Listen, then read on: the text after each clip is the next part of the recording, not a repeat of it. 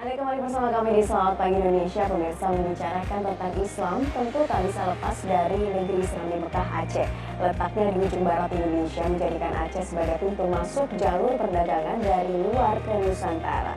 Jejak Islam di Aceh telah ada sejak abad ke-13. Nah, banyak temuan peninggalan bersejarah yang menunjukkan Aceh sebagai daerah pertama pengembangan Islam di Indonesia. Bagaimanakah kini Islam di Aceh dan perkembangannya dalam syiar di Indonesia? Kita akan membahasnya bersama dengan cendekiawan Muslim Prof. Azumardi Azra. Selamat pagi, Prof. Assalamualaikum warahmatullahi wabarakatuh. Terima kasih sudah hadir bersama kami di Selamat Pagi Indonesia. Prof, kalau kita berbicara mengenai peradaban Islam di Aceh gitu ya, sudah ada memang sejak 13 Masehi ya, Prof ya, tapi memang juga tidak terlepas dari kerajaan Islam pertama yang ada di Provinsi Aceh, yaitu Samudra Pasai. Mungkin dari sejarahnya bisa dijelaskan, Prof. Memang sih ada beberapa teori ya mengenai pusat kekuasaan politik Islam di Aceh, terutama mulainya di Aceh ya. Sejarawan dan mantan rektor YN Araniri Aceh, Banda Aceh, Profesor Ali Hasmi mengatakan bahkan sejak abad pertama Hijri itu sudah ada kesultanan di Aceh, namanya Kesultanan Perlak. Di Perlak itu yang pertama kali. Jadi baru kemudian belakangan beberapa abad setelah itu baru muncul lagi ke Kerajaan Samudra Pasai. Nah, yang paling besar tentu saja Kesultanan Aceh. Kesultanan Aceh inilah yang paling besar, salah satu Kesultanan Islam yang terbesar di Nusantara, di seluruh kepulauan Nusantara. Jadi Kesultanan Aceh inilah yang mengusir Portugis misalnya dari Samudra Pasai. Karena pada awal abad 16 itu Portugis datang, kemudian sempat menduduki Samudra Pasai, kemudian juga sempat menguasai Malaka di Semenanjung Malaya, ya kan?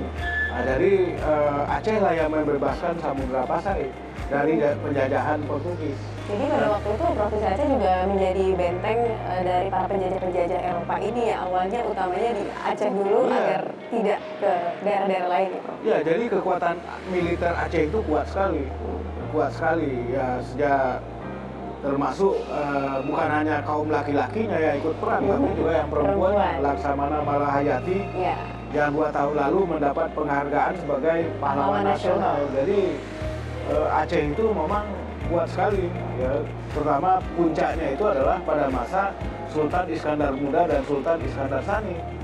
Tapi Kesultanan Aceh ini berjaya bukan hanya sebagai kekuatan militer atau kekuatan perdagangan ya. Berbagai studi menunjukkan bahwa Aceh ini terlibat sangat aktif dalam perdagangan bebas internasional. Kapal-kapal Aceh itu berlayar, kapal dagangnya berlayar sampai ke Laut Tengah, dan barang-barang rempah-rempah yang dibawa oleh kapal-kapal Aceh ini dibawa melalui jalan darat juga setelah Laut Merah ke Gurun Sinai.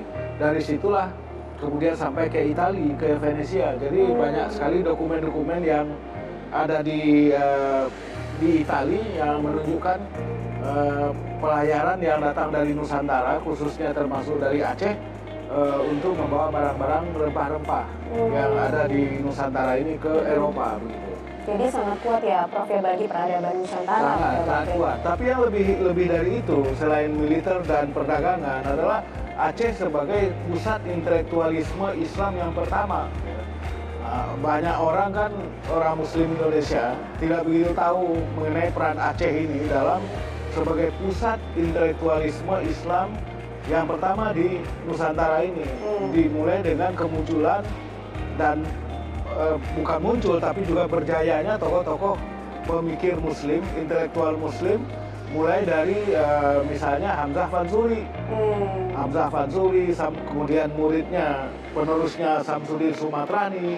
Setelah itu muncul lagi yang namanya Nuruddin Araniri. Setelah itu muncul lagi Syekh Abdul Rauf Singkel. Ini tokoh-tokoh ulama besar-besar yang saya kira peranan mereka dalam membentuk pemahaman keislaman, tradisi keislaman, praktek keislaman di Nusantara ini besar sekali.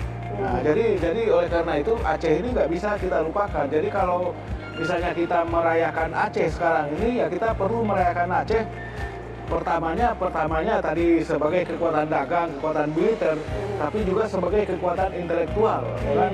Yang membentuk tradisi Islam di Nusantara ini secara keseluruhan. Dan yang ya juga sangat penting, Aceh ini adalah sebagai contoh teladan bagi pemberdayaan perempuan, kedudukan perempuan. Jadi Kesultanan Aceh itu pasca Iskandar Muda, Iskandar Sani, itu dipimpin oleh 4 orang ratu. Bayangkan aja tuh 4 orang ratu, bukan lagi 1 tapi 4.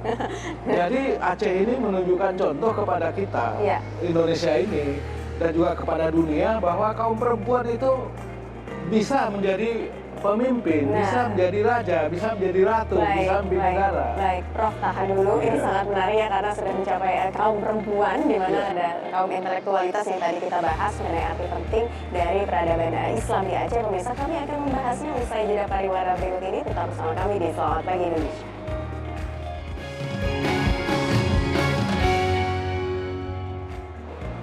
Kembali bersama kami di Selamat Pagi Indonesia. Pemirsa, Prof, tadi pembahasan kita mengenai sejarah panjang Aceh ya, peradaban Islam di Aceh. Nah, sejarah peradaban yang begitu kuat, bagaimana dengan Aceh saat ini? Semangat apa yang harus terus dibawa Aceh untuk memajukan negeri? Sebetulnya ya peranan Aceh ini tetap sangat penting ya, apalagi pasca perdamaian, setelah tsunami, masa sekarang. Saya kira kita melihat kan di berbagai kota di Indonesia ini, misalnya yang saya kira harus kita dorong lebih banyak lagi adalah kewirausahaan, semangat wirausaha ya. Kalau kita lihat di berbagai kota, termasuk di Jabodetabek ini yang namanya mie Aceh, itu sangat populer, sangat populer sekali. Dan bahkan mungkin kafe-kafe seperti yang ada di Banda Aceh itu perlu juga disebarkan di Jabodetabek ini atau di tempat-tempat lain. Jadi poin pokoknya bahwa adalah kita harus mendorong ekonomi Aceh itu bangkit kembali, karena Aceh dulu menjadi pusat perdagangan internasional. Sejarawan Anthony Reid dari Australia mengatakan Aceh ini menjadi pusat dari negeri bawah angin dalam soal perdagangannya, pusat dari land below the wind, kata Profesor Tony Reid. Jadi ekonomi ini harus kita genjot. Tidak hanya di Aceh, tapi juga di Banda Aceh, tapi juga di luar Banda Aceh. Karena juga ada laporan kemarin dirilis oleh sebuah institut, sebuah lembaga di Australia, bahwa ada beberapa kabupaten di Aceh ini yang penduduknya itu sebagian besar hidup di bawah garis kemiskinan. Hidup masih di bawah garis kemiskinan. Jadi oleh karena itu kita berharap kalau di Aceh, saya dengar ini mau diselenggarakan kenduri nasional. Kenduri nasional ini kita harapkan bisa menjadi momentum untuk membangkitkan ekonomi Aceh ini, mendorong kembali semangat wirausaha orang-orang Aceh gitu ya. Pedagang-pedagang Aceh ini kan wirausahanya banyak. Sekali lagi kalau kita lihat masih bergerak di dalam bidang yang kecil-kecil, ya kan? Masih kecil-kecil lah, dalam tanda kutip kecil seperti mie Aceh. Kita ingin yang lebih besar lagi, seperti pernah dalam tradisi sejarahnya. Yang kedua, saya kira juga penting kalau bisa kenduri nasional ini membangkitkan kembali tradisi intelektual, menghidupkan kembali Aceh sebagai pusat intelektualisme Islam bukan hanya di Indonesia tapi di Asia Tenggara ini, ya kan? Nah, kita sebetulnya punya bekal. Udah ada Unsia, ada UIN Araniri, kemudian di Lok Sumawe juga ada Malikus Saleh Universitas, ada beberapa stain di Aceh. Jadi modalnya sudah ada, cuma ini perlu diakselerasikan, terutama untuk tingkat dasar dan menengah.